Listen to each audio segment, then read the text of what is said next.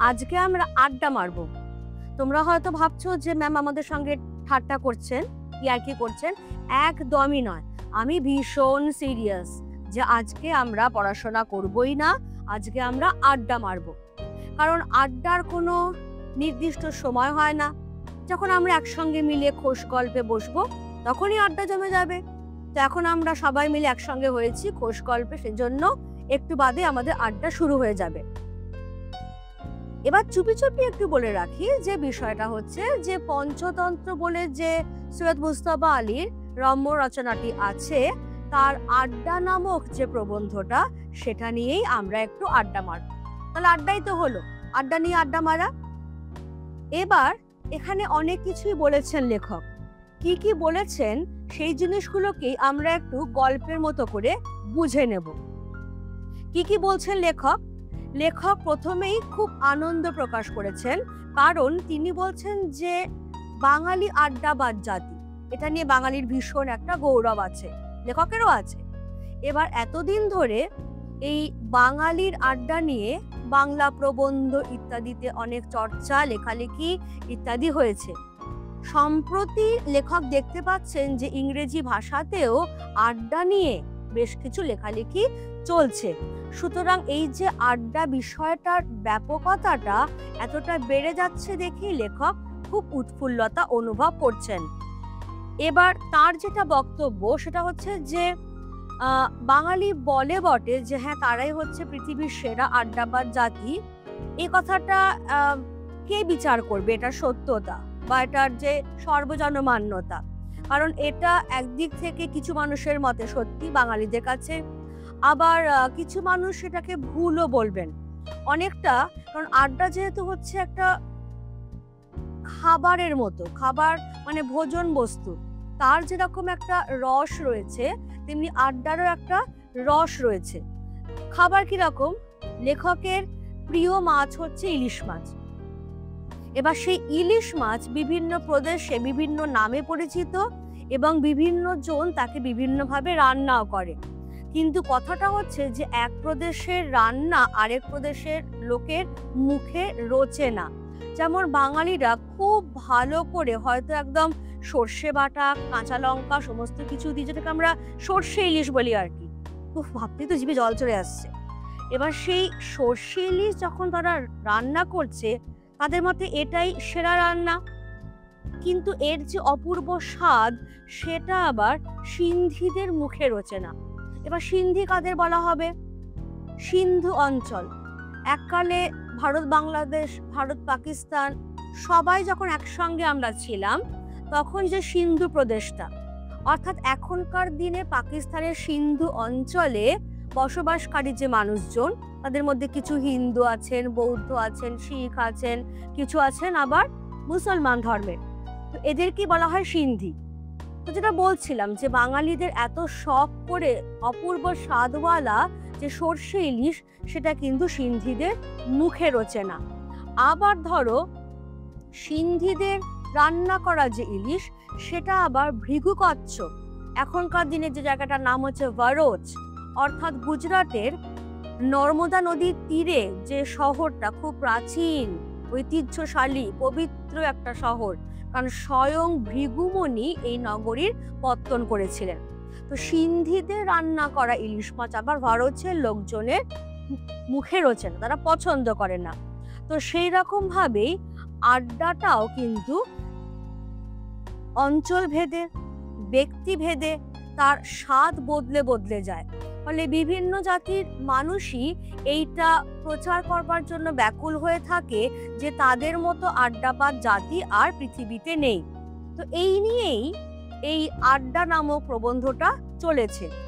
যেমন লেখক যখন মিশরের কায়রোতে গেছিলেন তখন তিনি বলছেন যে কায়রোবাসীরা নিজেদেরকে পৃথিবীর সেরা আড্ডাবাজ জাতি বলতেই পছন্দ করে, এবং তারা একটা জিনিস করে, এটা ডেফিনেটলি আর বাঙালিরা করেই না, এখনকার দিনে হয়তো একটু দেখা যায়, কিন্তু বেসিক্যালি এটা করে হচ্ছে কায়রোরা, যাতে আড্ডার গণতন্ত্র, যে সবাই যেখানে নিজেদের মতামত বলতে পারবে, সেই জন্যই এরা কারোর বাড়িতে আড্ডা বসায় না। কারণ লেখক একটা কথা বলছেন এই প্রসঙ্গে তোমরাও বইটা পড়লেই দেখতে পাবে যে বাড়ির আড্ডায় মেল মেলে না, দুটো অর্থ। অর্থাৎ ধরো কারোর বাড়িতে আড্ডা বসেছে, এবার গৃহকর্তা যিনি তিনি আড্ডার মাঝে মাঝেই বিভিন্ন খাবার দাবার পরিবেশন করছেন, সুন্দর একটা গৃহকোণ সাজিয়েছেন, সোফা, তারপরে ধরো কাউচ সমস্ত দিয়ে, ফলে আড্ডার 50% কিন্তু তার পক্ষেই চলে গেছে। এই অবস্থায় তার বাড়ির কাউচের রংটা যদি আমার পছন্দ না হয় বা যদি কোনো রান্নার স্বাদ আমার ভালো না লাগে, আমি কিন্তু সেটা নিরপেক্ষভাবে বলতে পারবো না, কারণ তার বাড়িতেই তো আমার আড্ডাটা বসেছে। এটা একদিক থেকে, ফলে কারোর বাড়িতে আড্ডা বসালে যেটা হয়, আড্ডার যে নিরপেক্ষতা, মত প্রকাশ করবার স্বাধীনতা, সেটা নষ্ট হয়ে যায়। আর দ্বিতীয় কথা হচ্ছে, বাড়ির গিন্নি বান্নিরা মাঝে মাঝেই কখনো আভাসী ইঙ্গিতে, কখনো বা সরাসরি যে পোড়ার মুখো মিনিসেগুলো ওঠেও না, এইরকম বলে আড্ডায় ব্যাঘাত ঘটাতে পারেন। তো সেই জন্যেই বলা হচ্ছে যে বাড়ির আড্ডায় মেল মেলে না। মেল কথাটা দুটো অর্থে, একটা হচ্ছে যে বাড়ির আড্ডায় সকলে মিলে একসঙ্গে নিজেদের মত প্রকাশের স্বাধীনতা পায় না, আর নাম্বার 2, মেল বা পুরুষ মানুষ বাড়ির আড্ডায় বেশি দেখা যায় না। বাড়ির আড্ডায় বেশিরভাগ গৃহিণীদেরই আধিপত্য থাকে। তারা সেখানে বাড়িতে জমাটি কোনো পার্টি বসালে, যেটাকে আমরা কিটি পার্টি বলে থাকি, সেখানে কে কতটা ড্রেস কিনেছেন, কার কতটা গয়নাগাটি আছে, কার মেয়ের বিয়ে কিরকম হলো, এই সমস্ত নিয়ে একটু গসিপিং বা একটু পিএনপিসি চলে। আমি কিন্তু এটা কাউকে ঠেস দিয়ে বলছি না, আমি জাস্ট একটা ইম্পার্শিয়াল একটা ওভারঅল ভিউ আমি ডিসকাস করছি তোমাদের সঙ্গে। তো কায়রোবাসীরা সেই জন্যেই কারোর বাড়িতে তারা আড্ডা বসায় না, তাদের বেশিরভাগ আড্ডাটাই বসে হচ্ছে কাফেতে, কোনো না কোনো কাফেতে, যাতে কাউকে তোয়াজও করতে হলো না, আবার বাড়ির গিন্নি বান্নিরা আড্ডাতে ব্যাঘাত ঘটাতে পারছেন না। এবার শতকরা যেটা বলাই হচ্ছে যে শতকরা প্রায় 90 জন কায়রোবাসী হচ্ছে আড্ডাবাজ, এবং তাদের আবার 10 আনা পরিমাণ অর্ধেক জীবনটা কাটায় কাফেতে বসে আড্ডা দিয়ে। কাজেই এইরকম অবস্থায় বোঝাই যাচ্ছে যে, কারণ সেখানে বেশ কফি খেতে খেতে আড্ডা দেওয়া যায়, তবে হ্যাঁ, সেখানে কিন্তু তুমি কোনো দুধ দেওয়া কফি পাবে না, সবটাই পাবে তুমি ব্ল্যাক কফি। কারণ সবারই যেটা ধারণা যে ব্ল্যাক কফি খেলে গায়ের রং ফর্সাও হয়। এবার এই রকম অবস্থায় লেখক বেসিক্যালি কায়রো শহরের 3টে কাফের কথা বলেছেন, যেগুলোতে আমরা ধীরে ধীরে আসবো। প্রথম কাফেটাই হচ্ছে তার সবচেয়ে পছন্দের যে কাফেটা, কাফে দ্য নীল বা নীলনদ কাফে। তিনি বলছেন যে এই নীলনদ কাফে বা কাফে দ্য নীল, এইটার উত্তর পূর্ব কোণে লেখকদের আড্ডাটা বসত। এবার সেই আড্ডায় বিভিন্ন জাতি ধর্মের মানুষেরই সমন্বয় ঘটত। লেখক ছাড়াও সেই কাফেতে আরো প্রধান ব্যক্তি ছিলেন মোটামুটি 5 জন। একজনের নাম হচ্ছে জুর্ন, যিনি জাতিগতভাবে ফরাসি হলেও মিশরবাসী এবং কবি। কবিতা কেমন, তিনি হয়তো একবার পিরামিড দেখেছেন, যদিও কায়রো শহর থেকে পিরামিড দেখাটা খুব বেশি দূরত্বের নয়, কিন্তু জীবনে একবারই মাত্র পিরামিড দেখেছেন, এবং ট্রামে উঠলেই যার গা গোলায় বমি করে ফেলেন। তিনি যখন কবিতা লেখেন তখন সেখানে কল্পনার ফোয়ারা ছোটে এমনভাবে যে তিনি তলোয়ারের ঘায়ে সব বেদুইনদের ঘায়েল করে দিয়ে তার প্রেয়সীকে নিয়ে উটের পিঠে চড়ে মরুভূমির পথে বিলীন হয়ে যাচ্ছেন। ফলে এইরকমই একজন কাব্যিক মানুষ হচ্ছেন আমাদের জুর্ন। আর একজন রয়েছেন, তিনি হচ্ছেন রমজান বে আর সাজ্জাদ এফেন্দি। এই দুজন হচ্ছেন খাঁটি মিশরি মুসলমান। রয়েছেন ওয়াহাব আতিয়া, ইনি হচ্ছেন ততোধিক বেশি খাঁটি মিশরি, কারণ ফেরাওদের রক্ত বইছে তার শরীরে। তোমরা জানো যে প্রাচীন মিশরে যে রাজারা ছিলেন তাদেরকে পদাধিকার বলে বলা হতো ফেরাও। সেই ফেরাওদের রক্ত বইছে এই ওয়াহাব আতিয়ার মধ্যে। এবার পরবর্তীকালে তিনি ধর্মান্তরিত হয়েছে, সেটা আলাদা কথা। এছাড়া রয়েছেন মার্কোস, যাতে গ্রিক হলেও তিনি বলে থাকেন, কতটা বিশ্বাসযোগ্য আমরা জানি না, কারণ আড্ডাতে সবাই কিছু না কিছু গুল মেরেই থাকে। তো মার্কোসের বক্তব্য হচ্ছে যে তারা প্রায় 2500 বছর ধরে মিশরে আছেন, এবং মিশরের রানী ক্লিওপেট্রার তিনি কোনো সম্বন্ধে আত্মীয় হয়ে থাকেন।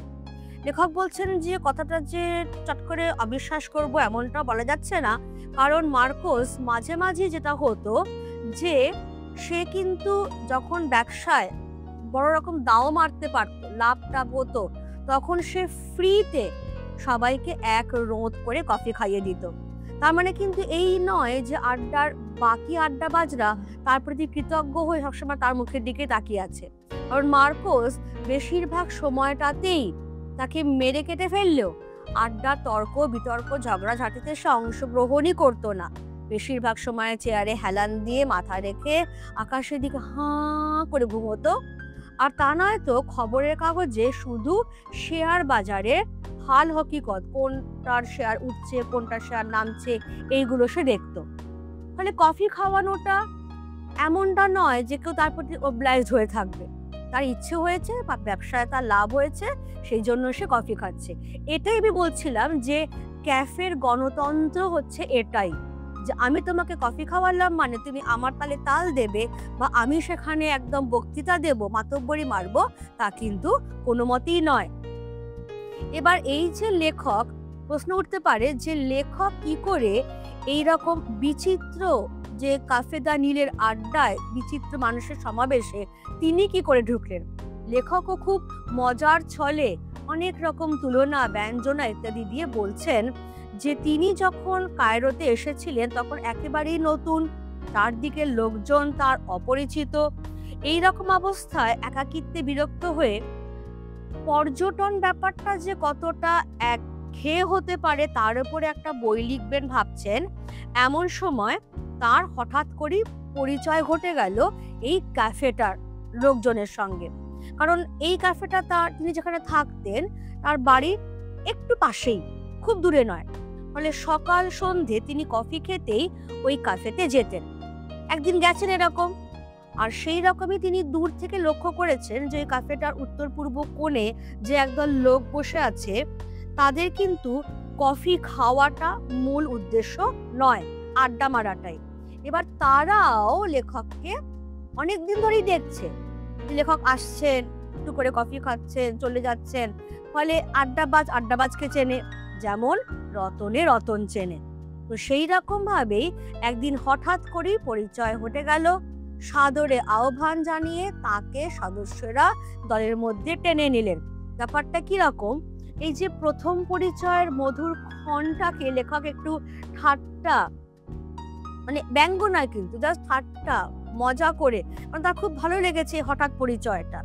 কিরকম মনে হয়েছিল যেন রাধা কৃষ্ণের মিলনের মতো, যেন জীবাত্মা পরমাত্মার মিলনের মতো, আধ্যাত্মিক মহিমান্বিত। ঠিক প্রেমিক প্রেমিকার প্রথম মিলন যেরকম মধুর হয়, চার চোখের মিলন ঘটে যায়, যেরকম ঘটেছিল রাধা কৃষ্ণের মধ্যে,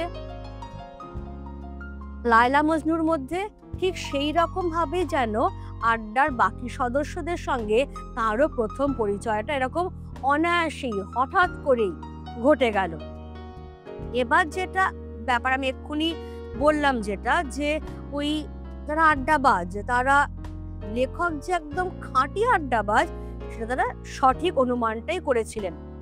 এবং এই প্রসঙ্গে জুর্নো যখন তার আরবি বলার প্রশংসা করছে তখন লেখক সত্যি অবাক হয়েছিলেন, কারণ তিনি তখন মাত্র 13 দিন হলো কায়রোতে গেছেন। খুব বেশি হয়তো আরবি তখন রপ্তও করতে পারেননি। তিনি শুধু এটারই প্রশংসা করছেন যে এরা সত্যি দিল দরিয়া, মহান হৃদয়ের মানুষ। কারণ তারা অপ্রিয় সত্যি কথা নয়, অপ্রিয় অসত্য কথাও নয়, প্রিয় অসত্য কথা বলে মানুষের প্রিয় হতে চায়। কারণ যে মানুষটা মাত্র 13 দিন হলো কায়রোতে এসেছেন, আরবিটা তখনও পরবর্তীকালে ডেফিনেটলি লেখক আরবি ভাষায় দক্ষতা লাভ করেছেন, কারণ সৈয়দ মুজতবা আলী বহু ভাষাবিদ, বাংলা, হিন্দি, সংস্কৃত, আরবি, ফার্সি সহ 15টা ভাষা তার দক্ষতা আছে। যে সময় তিনি লিখছেন এই প্রবন্ধটা, সেই সময় মাত্র 13 দিন হলো তিনি কায়রোতে এসেছেন। ফলে আরবিটা অত শত রপ্ত হয়নি।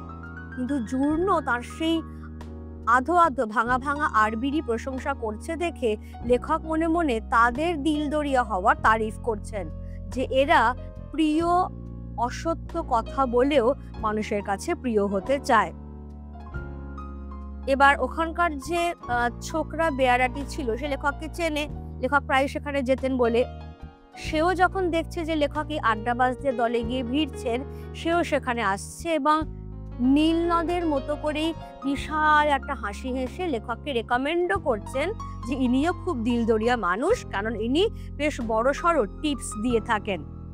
তো এবার এই যে প্রথম আড্ডাটা যখন হচ্ছে, সেই আড্ডার সময় দেখা যাচ্ছে যে আড্ডার গ্রিক সদস্য মার্কোসকে লেখকের প্রথমে খুব রাশভারী মনে হয়েছিল, কারণ সে বেশিরভাগ সময় খবরের কাগজেই মুখ ডুবিয়ে বসে আছে। কিন্তু দেখা গেল সে এই কাফের সমস্ত রকম খোঁজ খবর রাখে। এই কাফেটার সামনে যে মদ বিক্রি হয় না, ভেতর দিকে অন্দরমহল বলে জায়গা আছে, সেখানে মদ টদ পাওয়া যায়, সব রকম নেশার আয়োজন সেখানে আছে, সেই হাল হকিকত তার জানা। এবং কাফের যে ম্যানেজার, তার সঙ্গেও তার সম্পর্কটা বেশ গভীর। এবার প্রথম মোলাকাতের সূত্রেই সে লেখকের কাছ থেকে উপহার স্বরূপ শ্যাম্পেন চেয়ে নিল। হাতের বিশেষ একরকমের মুদ্রা দেখিয়ে সে ম্যানেজারকে ইঙ্গিত করলো। আর শ্যাম্পেন কি করে বোঝা যাচ্ছে, কারণ শ্যাম্পেনের বটল খুললেই ফোয়ারার মতো করে শ্যাম্পেন বেরোয়, সেরকম ইঙ্গিতটাও করলো যে এই হাতে বোতল, ধরো এই হাতে বোতলটা ধরেছে এরকম, আর এইরকম ফোয়ারার মতো ইঙ্গিত করছে। ম্যানেজাররা বুঝে গেছে ইঙ্গিতটা। সুতরাং লেখক তাদের আড্ডার নতুন সদস্য, তিনি উপহার স্বরূপ সবাইকে শ্যাম্পেন খাওয়াচ্ছেন, তারপর তামাকও খাওয়াচ্ছেন। বলছেন যে ওই কায়রোর ফার্সি হুঁকো বাংলার মতো অত সুন্দর দেখতে না হলেও ছিলিমটা কিন্তু বেশ বড়, তবে টিকের আগুন এরা তেমন সাজাতে পারে না। তাই কাবুলের লোকেদের মতো মিশরীয়রাও যে ভালো করে টিকে সাজাতে পারে না, সে বিষয়ে লেখক একদম স্থির সিদ্ধান্তে উপনীত হলেন। এবার যা হয়, আড্ডা কোনো, যেটা আমি শুরুতেই বললাম যে আড্ডা কিন্তু কোনো একটা বিষয় নিয়ে হয় না।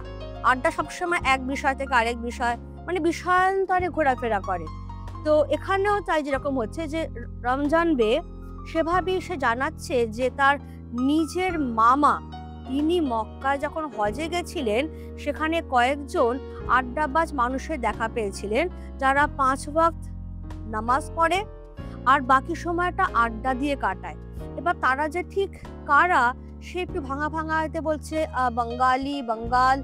লেখক একদম উৎসাহে গর্বে ফেটে পড়ে বলছেন, বাঙালি? তখন বলছে হ্যাঁ হ্যাঁ বাঙালি। লেখক তখন মনে মনে মানে এত গর্ব, এত উৎফুল্লতা অনুভব করেছেন যে রবীন্দ্রনাথও বাঙালি, নজরুলও বাঙালি, আমিও বাঙালি, তাতে যতটা না আমি গর্ব বা আনন্দ অনুভব করছি, সেই সুদূর মক্কায় কয়েকজন বাঙালির জন্য তার থেকে বেশি আনন্দ আর গর্ব আমি অনুভব করেছি যে তারা আড্ডাবাজ জাতি হিসেবে বাঙালির নামটা বাংলাদেশ থেকে সুদূর মক্কা পর্যন্ত ছড়িয়ে দিতে পেরেছে। এ কি কম পাও না? এবার তো যেটা বললাম, পানীয় আসছে, পানীয়র সঙ্গে সঙ্গে তামাক আসছে। এবার টিকেটা এরা ভালো সাজাতে পারে না বটে, কিন্তু হ্যাঁ, মিশরের সিগারেট তার সুগন্ধের জন্য বিখ্যাত। তুর্কিদের আধিপত্যে থাকা যে গ্রিস, সেই গ্রিস থেকে ইস্তাম্বুল ঘুরে তামাক আসতো মিশরে, এবং তাকে সুগন্ধিতে ডুবিয়ে যে সিগারেট বানাতো তাকেই বলা হতো ইজিপশিয়ান সিগারেট। বিশ্বের আর কোথাও আর অন্য কোনো জায়গায় তুমি এই সিগারেট পাবে না। তামাক ভর্তি জাহাজে তাই অন্য কোনো মশলা তোলা হয় না, পাছে তামাকের গন্ধটা নষ্ট হয়ে যায়। এবার এই যে তামাকের গন্ধ চায়ের গন্ধের মধ্যে সংবেদনশীল, কারণ আমরা জানি যে দার্জিলিং টি বিখ্যাত হচ্ছে তার ফ্লেভারের জন্য। তুমি এবার যদি দার্জিলিং চা তার সঙ্গে দুধ মিশিয়ে, চিনি মিশিয়ে খাও, একেবারে মানে যাকে বলে ঘেটে ঘ হয়ে যাবে পুরো, মানে দার্জিলিং চায় পুরো সর্বনাশটি করে ছাড়বে। ওই জন্য দার্জিলিং চা খেতে হয় চিনি দুধ ছাড়া পাতলা করে যে লিকারটা হয় সেই লিকারটা, কারণ ফ্লেভারটাই হচ্ছে আসল। তেমনি এরাও তামাকের ব্যাপারে খুব সেনসিটিভ, তামাকের গন্ধ যাতে নষ্ট না হয় সেজন্য যে জাহাজে করে তামাক আসছে সেই জাহাজে এরা অন্য কোনো মশলা তোলেই না। কেমন? এবারে যেটা বলা হচ্ছে যে এই যে এরা তামাকের সঙ্গে সুগন্ধি মেশায় কিভাবে, মিশরীয়বাসীরা যে এত সুন্দর গন্ধ বেরোয়, যে বাইরে থেকে অর্থাৎ কোনো ক্যাফেতে এরকম মিশরি তামাক সেবন করা হচ্ছে তার গন্ধ 10 মাইল পর্যন্ত ছড়িয়ে যায়। এই রহস্যটা কিন্তু লেখক কেউই আজ পর্যন্ত উদ্ধার করতে পারেননি। ঠিক যে রহস্যে মিশরীয়রা মমি বানায়, মমির মধ্যে বিভিন্ন রকম যে কেমিক্যাল মিশিয়ে মৃতদেহটাকে তারা অবিকৃত রাখার কৌশল শিখে নিয়ে মমি বানিয়েছিল, সেই রকমই একটা কোনো রহস্যজনক কৌশল আছে যার দরুন মিশরীয়দের এই তামাকের গন্ধটা সে কি খোশবাই তার দূর দূরান্ত পর্যন্ত ছড়িয়ে যায়। তো এই যে মিশরীয়দের মমি বানানোর কৌশলটা যেরকম চিরকাল রহস্যাবৃতই থেকে গেছে, ওদের এই তামাকের সুগন্ধটার রহস্যটা কি সেটাও কিন্তু লেখক কেউই উদ্ধার করতে পারেননি, এইটা খেয়াল রাখতে হবে। তো এবারে যেটা আমি বলছিলাম যে পৃথিবীর বিভিন্ন দেশের মানুষেরই কিছু কিছু প্রিয় বিষয় আছে। যেমন ধরো এই বাঙালিদের প্রিয় বিষয় একটু তাকালেই বুঝতে পারবে, সেটা হচ্ছে তাদের চুলের কায়দাটা বেশ পরিপাটি রাখতে পছন্দ করে, যাকে আমরা কলোকিয়াল টোনে বলি টেরি বাগানো। টেরি বাগানো টার্মটা হয়তো অনেকে শোনোনি, কিন্তু টেরি বাগানো মানে হচ্ছে চুলটা বেশ পরিপাটি করে আঁচড়ানো। মানে কেউ হয়তো মাঝখানে সিটি কেটে দুপাশ দিয়ে চুলটা পরিপাটি করে আঁচড়াচ্ছে, কেউ হয়তো ভালো করে তেল টেল মেখে একদিকে সিটি করে বাকি চুল পরিপাটি করে আঁচড়াচ্ছে। ছেলেদের কথা আমি বলছি। আবার এখনকার দিনে ছেলেদেরকে আমরা দেখি ভীষণ অদ্ভুত একটা স্টাইল, যে কানের কাছে ছোট ছোট করে ঝাঁটা আর মাথার উপর দিকে ঝাঁটার মতো উঁচু হয়ে রয়েছে, ওটাও একটা স্টাইল। এবার মেয়েরাও কিন্তু কম যায় না, বিভিন্নভাবে বিভিন্ন রকম করে তারা হেয়ার স্টাইল করতে পছন্দ করে। সুতরাং বাঙালিদের একটা ফ্যাসিনেশন বা অবসেশন আছে এই চুলটাকে নিয়ে, টেরি বাগানোকে নিয়ে। ঠিক সেই রকম ভাবেই কাবুলিরা তারা কি করে, সময় পেলেই তাদের জুতোয় পেরেক ঠুকে নেয় যাতে জুতোর তলাটা মজবুত থাকে। আবার ইংরেজরা, যারা খাঁটি ইংরেজ, তারা কি করে, সামনে যখনই একটু আয়না দেখে তখনই টাইয়ের নটটা একটু ঠিক করে নিল। কারণ জাত ইংরেজ তারা, তাদের পোশাক পরিচ্ছদই হচ্ছে সভ্যতা ভব্যতার পরিচয়, ওই জন্য নটটাকে ঠিক করে নেয়। তেমনি মিশরীয়রা তাদের জুতোর পালিশ ঠিক রাখতে সবসময় সচেতন থাকে, যে হ্যাঁ পালিশ ঠিক আছে তো, নোংরা হয়ে যায়নি তো, এই রকম ব্যাপারটা, মানে যার যেটা নিয়ে অবসেশন আর কি। এবার এরা যেহেতু এদের জীবনটাই, আমি এটা একটু আগেই বললাম যে শতকরা 90 জন মিশরীয়দের জীবনী কাটে, বিশেষ করে কায়রোবাসীদের জীবনী কাটে কাফেতেই। তো এই মিশরীয়দের মধ্যে একটা ব্যাপার রয়েছে, কেউ কেউ কি করে, তারা কাফেকে ঘিরে যেহেতু জগৎ, তাই প্রেয়সীর সঙ্গে দেখা করবার বা তাকে খবর দেওয়ার জন্য তারা কাফের ঠিকানা, কাফের ফোন ব্যবহার করে। এবার প্রেয়সীর দেখা না পেয়ে যদি কেউ অধৈর্য হয়ে 1 ঘন্টা ধরে তার উদ্দেশ্যে দীর্ঘ চিঠি লিখে শেষ করে, তখন রমজান বে জানান যে তার সঙ্গে ঘটনা জানাচ্ছেন যে জনৈক প্রেয়সী বিলকিসের দেখা হয়েছিল এবং তিনি তাকে ফেমিনা সিনেমার গেটে অপেক্ষা করতে বলেছেন। এই নিয়ে আক্ষেপ করলে রমজান বে উদাস হয়ে বলেন যে দেশের রীতিটাই হচ্ছে তাই, হয়তো প্রিয়তমা পাশের ঘরেই আছেন, তাকে পাশের ঘরে রেখে ক্যাফেতে বসেই প্রিয়তম পাতার পর পাতা প্রেমপত্র লিখে যাচ্ছেন। যেটা বললাম যে বাঙালিদের অবসেশন চুলটাকে নিয়ে, ইংরেজদের অবসেশন টাই ঠিক আছে কিনা, মিশরীয়দের অবসেশন জুতোর পালিশ ঠিক আছে কিনা, তেমনি এই যে কায়রোবাসীদের তাদের অবসেশন হচ্ছে ক্যাফেটা। ফলে প্রেমিকাকে চিঠি লিখছেন, প্রেমিকা তো দাঁড়িয়ে রয়েছে সিনেমা হলে গেটের সামনে, গেলেই দেখা হবে, কিন্তু দেখা না করে কাফেতে বসেই পাতার পর পাতা চিঠি লিখে যাচ্ছেন। এমনই অবসেসড যে প্রেমিকা পাশের ঘরে থাকলেও তারা এপাশে বসে চিঠি লিখে যাবেন, এটাই তাদের অবসেশন। মানে অদ্ভুত। এইগুলোর কিন্তু কোনো যুক্তি হয় না বা যুক্তি দিয়ে তুমি ব্যাখ্যাও করতে পারবে না। এবার সাদ মুস্তাফা আলী বলছেন যে আমি তো অনেক জায়গাতে ঘুরেছি, অনেক জায়গারই আড্ডাবাজদের সঙ্গে আমার আলাপ পরিচয় হয়েছে। একটা কমন ফ্যাক্টর তিনি দেখেছেন যে একটা কমন কোয়েশ্চেনে তাকে সামনাসামনি হতে হয় প্রায়। কিছু তুলনামূলক কোয়েশ্চেন থাকে। তিনি যেহেতু অনেক দেশ ঘুরেছেন, কোন দেশের রান্না ভালো, তারপরে যেরকম বলা হচ্ছে যে কাব্যচর্চার জন্য কোন বিশ্ববিদ্যালয় ভালো এবং কোন দেশের মেয়েরা সবচেয়ে সুন্দর দেখতে। এবার লেখক যদি এই দেশের হয়ে কথা বলেন তাহলে ওই দেশের মানুষ ছুটে যাবে, ওই দেশের হয়ে কথা বললে সেই দেশের মানুষ অন্য কোনো একটা দেশ তারা ছুটে যাবে। সেই জন্য তিনি সবসময় একটা ডিপ্লোম্যাটিক আনসার দিয়ে থাকেন। এটাও হয় ওটাও হয়, সব দিক মানে দুদিক বাঁচিয়ে চলবার চেষ্টা করেন। তবে তিনি মনে করেন যে যারা দেশ বিদেশে ঘোরেননি তাদের সঙ্গে এই আলোচনাটা ঠিক জমে না, বরঞ্চ একটা একতরফা ভাষণ দেবার মতো হয়ে যায় যে হ্যাঁ আমি দেখেছি গ্রিসের এরকম, হ্যাঁ আমি দেখেছি মিশরের এরকম, হ্যাঁ আমি দেখেছি প্যারিসের এরকম, আমি তো সেখানে একতরফায় কথা বলে যাচ্ছি।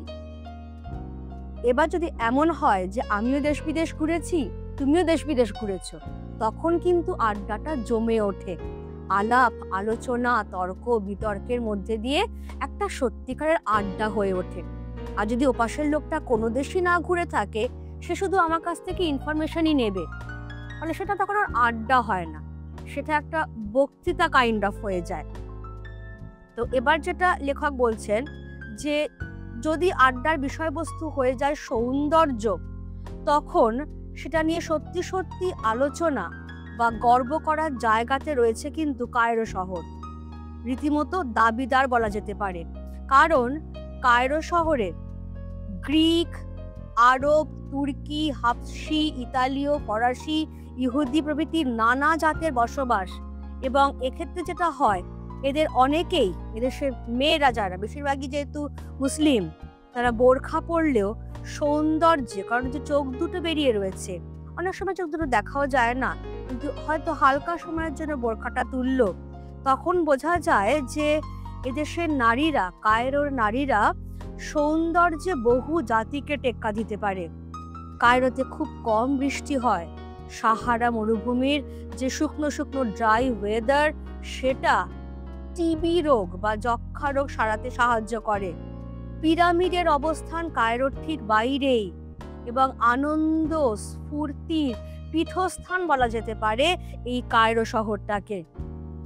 শীতকালে এর ওয়েদার যেহেতু নাতিশীতোষ্ণ থাকে, অর্থাৎ না খুব গরম না খুব ঠান্ডা, সেজন্য প্রচুর পর্যটক আসেন এই সময়টাতে শীতকালে কায়রো শহরে বেড়াতে।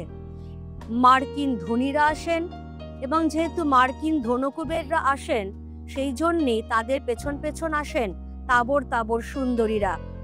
আবার তাদের সন্ধানে আসেন হলিউড পরিচালকরা, আবার সেই হলিউড পরিচালকদের সঙ্গে আছেন আরও এক ঝাঁক সুন্দরী যারা সিনেমায় অ্যাক্টিং করে থাকেন। ফলে এমনিতেই যেটা আমি বলছিলাম যে কায়রো শহরটা সুন্দরীদেরই জায়গা, কারণ এখানে বিভিন্ন জাতের মানুষ বসবাস করে। ফলে সেই জাতের তাবর তাবর সুন্দরীরা এই কায়রো শহরে একত্রিত হয়েছে। এবার এই কায়রো শহরে যখন শীতকালটা আসে, তখন ওয়েদারটা এতই মনোরম থাকে যে সেখানে যেটা হয়, মার্কিন ধনীরা চলে আসেন। এবার মার্কিন ধনকুবেররা আসে বলেই তাদের পেছন পেছন, তাদের ধন সম্পদের লোভে তাবর তাবর সুন্দরী জমা হচ্ছেন। ফলে একদল সুন্দরী আছেন, আরও একদল সুন্দরী এলেন। এবার মার্কিন ধনকুবেররা আছে বলেন সেখানে চলে আসছেন হলিউডের সিনেমা পরিচালকরা, যদি প্রডিউসার পাওয়া যায়। এবার সিনেমা পরিচালকরা আসছেন বলেই হলিউডের অ্যাক্ট্রেসরাও সেখানে এসে জমা হচ্ছেন। ফলে বুঝতেই পারছো একটা সৌন্দর্যের হাট বসে যাচ্ছে কায়রোতে, সুন্দরীদেরই রাজত্ব হয়ে উঠছে কায়রো শহরটা।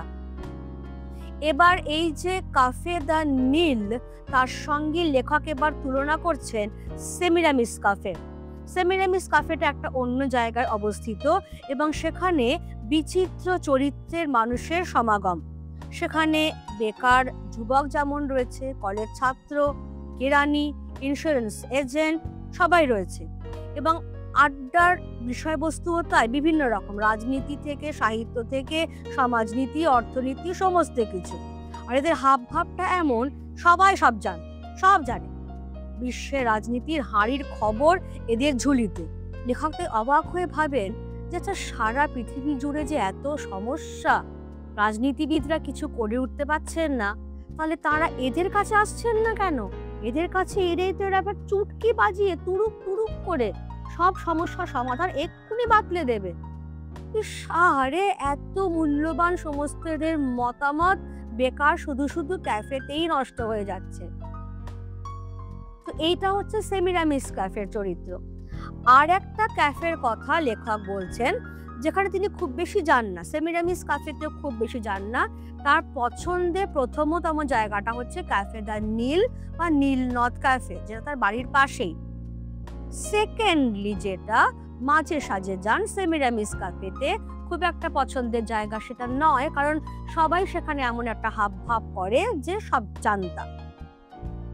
আর মাসে একদিন দুদিন যান নীলনদের ধারেই আর একটা ক্যাফেতে, যেটা তার বাড়ি থেকে বেশ কিছুটা দূরে। এবার সেই ক্যাফেরই ওপর তলায় তার বন্ধুর একটা ফ্ল্যাট রয়েছে। এবার ওই ক্যাফেতে গেলে যেটা হয়, লেখককে দেখেই ওই ক্যাফের আড্ডাবাজরা, ধরো কোনো একটা বিষয় সেটা নিয়ে বহু চর্চা হয়ে গেছে, সেই বহু চর্চিত চর্বিত চর্বণ বিষয়টাকে তারা আবার উত্থাপন করেন যে এ বিষয়ে লেখকের কি মতামত সেইটা জানবার জন্য। ফলে কথায় কথায় কথা বাড়ে, তর্ক বিতর্ক চলে। ফলে সন্ধে থেকে রাত, রাত থেকে গভীর রাত, এমন অবস্থা হয়ে যায় যে কোনো দিন হয়তো হেঁটে হেঁটেই বাড়ি ফিরতে হয়, কারণ ট্রাম বাস সব বন্ধ হয়ে গেছে। আবার কোনো দিন এতটাও রাত হয়ে যায় যার বাড়ি ফেরবার সময়টুকুও থাকে না, তখন বাধ্য হয়ে, যেহেতু ওই ক্যাফের ওপর তলাতেই তার বন্ধুর ফ্ল্যাট, সেখানে কোনো মতে রাতটুকুনি কাটিয়ে পরদিন সকালবেলায় নিজের বাসার উদ্দেশ্যে তাকে হাজির হতে হয়। তো এই হচ্ছে ক্যাফে বা বলা ভালো আড্ডা নিয়ে লেখকের যে আড্ডা মারা আমাদের সঙ্গে, যেটা আমি বললাম। যদি একটা ছোট্ট সাম আপ করি, যে কোনো একটা ভোজ্য বস্তু তার যেরকম রস আলাদা আলাদা হবে বিভিন্ন মানুষের কাছে, ঠিক সেরকম আড্ডারও চরিত্র বিভিন্ন মানুষের কাছে বিভিন্ন রকম হতে বাধ্য। তো এই যে তিনি কায়রোর কথা বললেন, কায়রোরই 3 রকম আড্ডার কথা আমরা পেয়ে গেলাম। একটা হচ্ছে ক্যাফে দ্য নীল, যেখানে কোনো মানুষেরই মত প্রকাশ করবার স্বাধীনতা ক্ষুণ্ণ হচ্ছে না। আর একটা মেন ক্যাফের কথা বলছেন সেমিরামিস ক্যাফে, যেখানে সবাই মনে করে সবাই পণ্ডিত, সব জানতা, তার খুব একটা পছন্দের জায়গা নয়। আরেকটা ক্যাফের কথা বলছেন যেটা নীল নদের ধারে, অনেকটা দূরে তার বাড়ি থেকে, সেখানে মাসে হার্ডলি তিনি একদিন বা দুদিন যান। কারণ সেখানে গেলেই যেটা প্রত্যেক বাড়ি হয়, পুরনো কোনো একটা বিষয় আবার নতুন করে তোলা হয়। সেই তর্ক বিতর্কে বেশিরভাগ দিন তার দেরি হয়ে যায় বাড়ি ফিরতে, অসুবিধায় পড়ে যান তিনি। তাই মাসে 1 থেকে 2 দিন সেখানে যাওয়াটাই যথেষ্ট। আমরা তাহলে এতক্ষণ ধরে আড্ডা নিয়ে যে আড্ডা মারছিলাম, সেখানে যা যা কথা আমি বললাম, সেটা যদি আমরা একটু চার্ট ফর্মে দেখে নিই, তাহলে তোমাদের মনে রাখতে সুবিধা হবে। বিষয়টা যেটা প্রথমে আমি বলবো সেটা হচ্ছে যে পঞ্চতন্ত্র বলে যে বইটা আছে, এটা বেসিক্যালি রম্য রচনা। রম্য রচনায় কি হয়, লেখক বৈঠকি মেজাজে খোশগল্পের মতো করে হিউমার বা নিছক হাসি মজা মিশিয়ে কোনো একটা বিষয়কে পরিবেশন করেন। পঞ্চতন্ত্রের লেখক সৈয়দ মুজতবা আলী, বিশ্ববিখ্যাত সাহিত্যিক, বহুভাষাবিদ। তারই আড্ডা নিয়ে যে আড্ডা, সেখানে তিনি কি বলেছেন পয়েন্ট ওয়াইজ যদি আমরা দেখি, নাম্বার 1 তিনি বলছেন যে আড্ডা নিয়ে বাংলা সাহিত্যে অনেক চর্চা হয়েছে, প্রবন্ধ লেখালেখি, কাগজে লেখালেখি সবকিছু হয়েছে, গর্বটা লেখকের ছিলই। তারপর তিনি দেখছেন যে সাম্প্রতিককালে ইংরেজি খবরের কাগজেও আড্ডা নিয়ে যথেষ্ট লেখালেখি চলছে, তাতে তার গর্ব আনন্দ স্বাভাবিকভাবেই বেড়ে যাচ্ছে। এবারে বলছে যে বাঙালি নিজেদের আড্ডাবাজ বলতে খুব পছন্দ করে। এবার এই কথাটা যে সর্বাংশে সত্য এমনটাও নয়, সর্বাংশে ভুল এমনটাও নয়, মান্যতা নিয়ে সন্দেহ আছে। কারণ পৃথিবীর এমন অনেক জাতি আছে যারা আড্ডাবাজ, আড্ডা দিতে পছন্দ করে, একমাত্র বাঙালিরাই নয়। এবার এই যে ব্যাপারটা, সেটাই তিনি তুলনা করছেন রান্না নিয়ে। কারণ যেরকম ভোজন রস, সেরকম আড্ডাও একটা রসের বিষয়, একটা রসবস্তু। ইলিশ মাছ যেরকম অঞ্চল ভেদে নানা নামে পরিচিত, তার রান্নাও বিভিন্ন জায়গায় বিভিন্ন রকম ভাবে হয় এবং এক প্রদেশের রান্না আরেক প্রদেশের মানুষ খেতে পারে না। বাঙালিদের যে অপূর্ব সর্ষে ইলিশ, সেটা সিন্ধীদের মুখে রোচে না। আবার সিন্ধীদের রান্না করা যে ইলিশ, সেটা খেয়ে ভারতের লোকজন তারা নাক মুখ সিটকোয় যে এমন সুন্দর জিনিসটা একেবারে শেষ করে ছাড়লে। তো এইটার মতোই হচ্ছে আড্ডারও ব্যাপার স্যাপার, যে নানা দেশের মানুষই নিজেদের আড্ডাবাজ বলতে ব্যগ্র। যেমন হচ্ছে কায়রোবাসীরা। কায়রোতে যেটা হয় সেটা হচ্ছে শতকরা 90 জন তাদের জীবনটাই কাটিয়ে দেয় ক্যাফেতে বসে, এবং তাদের মধ্যে আবার 10 আনা মানুষ তারা সবসময় ক্যাফেতেই বসে রয়েছে। ফলে কায়রোবাসীরা নিজেদের পৃথিবীর সেরা আড্ডাবাজ বলতে খুব পছন্দ করে, দাবিও করে রীতিমতো। লেখক যখন কায়রোতে গেছিলেন, সেখানকার 3টে প্রধান ক্যাফের কথা তিনি আমাদেরকে বলেছেন। একটা ক্যাফে তার বাড়ির ঠিক পাশেই, ক্যাফে দ্য নীল বা নীল নদ ক্যাফে। এই ক্যাফেটা তার সবচেয়ে পছন্দের, কারণ এখানে বিভিন্ন ধরনের মানুষ থাকলেও তাতে কিন্তু আড্ডার গণতন্ত্র কোথাও নষ্ট হয়নি, সবাই সমানভাবে নিজের মত প্রকাশ করতে পারে। হয়ে গেল তাহলে ক্যাফে দ্য নীল এই ব্যাপারটা। সেকেন্ড ক্যাফেটা হচ্ছে সেমিরামিস ক্যাফে। সেমিরামিস ক্যাফেতে লেখক খুব বেশি দিন যান না, মাসে কিছু কিছু দিন যান, এবং সেখানে বেকার যুবক, কেরানি বা ধরো ইন্স্যুরেন্স এজেন্ট, রাজনীতি করা মানুষ সবাই রয়েছে। কিন্তু একটাই সমস্যা, লেখক এখানে ঠিক কমফোর্টেবল নন। কারণ যেটা হয়, সেমিরামিস ক্যাফের লোকজন সবাই যেটা করে সেটা হচ্ছে যে সবাই সব বিষয় জানে, একটা সব জানতা পণ্ডিতের মতো অবস্থা। ফলে সেখানে তর্ক বিতর্কটাই মেন হয়, আড্ডাটা ঠিক জমে ওঠে না। ফলে লেখক ঠিক মানে যেটা হয় না, একটা কমফর্ট জোন তার নেই এখানটাতে। তার জন্যই আমি এখানে দিয়ে দিয়েছি যে সেমিরামিস ক্যাফের আড্ডার চরিত্র নীলনদের ক্যাফের আড্ডার থেকে কিন্তু সম্পূর্ণরূপে আলাদা। এবার এসো আর একটা ক্যাফের কথা, যেটা নীলনদেরই তীরে অবস্থিত, লেখকের বাড়ি থেকে সেটা অনেকটাই দূরে। সেখানে আবার লেখক মাসে একদিন কি খুব জোর 2 দিন যান।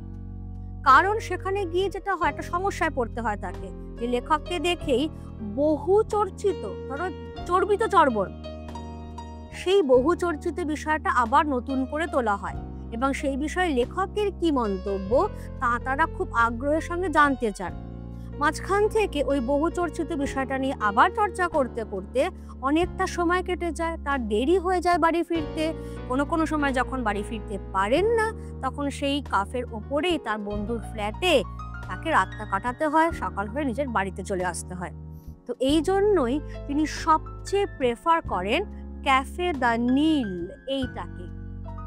এবার এই যে এতগুলো যে আমি ছোট ছোট পয়েন্ট করে করে দিলাম, এটা 1, এটা 2, এটা 3, এটা 4, সব পয়েন্ট যাচ্ছে, কিন্তু এটা 5, এটা 6, this number 7, Semiramis cafe 8, number 9, number 10, lastly number 11, সবটারই কিন্তু সেন্টারে রয়েছে এই আড্ডা বিষয়টা।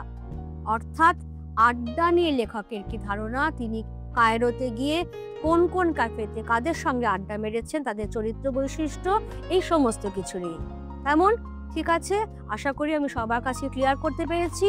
এবার এই ভিডিওটা দেখার পর, ছকটা ভালো করে দেখার পর ডেফিনেটলি তোমাদের বইটা একবার পড়বে, কারণ বই ছাড়া আমাদের কোনো গতি নেই। দেখবে ভিডিওটা দেখার পর এই চ্যাপ্টারটা বুঝতে আর কোনো সমস্যা হচ্ছে না, কারণ আমি একদম আড্ডার মতো করেই আড্ডাটাকে বুঝিয়ে দিয়েছি। তাও যদি কোনো ডাউট থাকে ডেফিনেটলি আমাকে কমেন্ট বক্সে জানাবে, কেমন? আর কথা প্রসঙ্গে জানিয়ে রাখি যে 11 সেমিস্টার 2 এর আমার অনেকগুলো চ্যাপ্টারের ভিডিওই অলরেডি দেওয়া হয়ে গেছে। একবার আমার চ্যানেলে গিয়ে প্লেলিস্টে একটু চেক করে নিও। তাহলে আজকের মতো আমরা আমাদের আড্ডাটা এখানেই থামাচ্ছি। আবার যখন সবাই মিলে একসঙ্গে হব, আবার কোনো একটা নতুন বিষয় নিয়ে আমরা আড্ডায় বসবো। ঠিক আছে তাহলে, থ্যাংক ইউ।